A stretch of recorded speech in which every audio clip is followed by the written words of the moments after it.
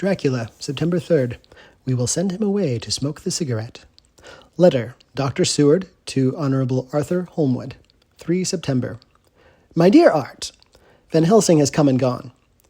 He came on with me to Hillingham and found that, by Lucy's discretion, her mother was lunching out, so that we were alone with her. Van Helsing made a very careful examination of the patient. He is to report to me, and I shall advise you, for of course I was not present all the time. He is, I fear, much concerned, but says he must think. When I told him of our friendship and how you trust to me in the matter, he said, You must tell him all you think. Tell him what I think, if you can guess it, if you will. Nay, I am not jesting. This is no jest, but life and death, perhaps more. I asked what he meant by that, for he was very serious. This was when we had come back to town, and he was having a cup of tea before starting on his return to Amsterdam. He would not give me any further clue. You must not be angry with me, Art, because his very reticence means that all his brains are working for her good. He will speak plainly enough when the time comes, be sure. So I told him I would simply write an account of our visit, just as if I were doing a descriptive special article for the Daily Telegraph. He seemed not to notice, but remarked that the smuts in London were not quite so bad as they used to be when he was a student here. I am to get his report tomorrow, if he can possibly make it. In any case, I am to have a letter.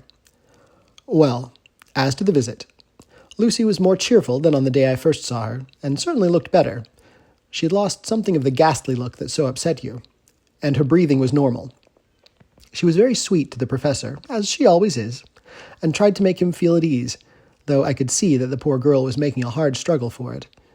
I believe Van Helsing saw it too, for I saw the quick look under his bushy brows that I knew of old. Then he began to chat of all things except ourselves and diseases, and with such an infinite geniality that I could see poor Lucy's pretense of animation merge into reality. Then, without any seeming change, he brought the conversation gently round to his visit, and suavely said, My dear young miss, I have the so great pleasure because you are so much beloved. That is much, my dear, ever were there that which I do not see. They told me you were down in the spirit, and that you were of a ghostly pale. To them I say, Poof! And he snapped his fingers at me and went on, But you and I shall show them how wrong they are. How can he... And he pointed at me with the same look and gesture as that with which once he pointed me out to his class on, or rather after, a particular occasion which he never fails to remind me of. Know anything of a young lady's? He has his madmen to play with, and to bring them back to happiness, and to those that love them.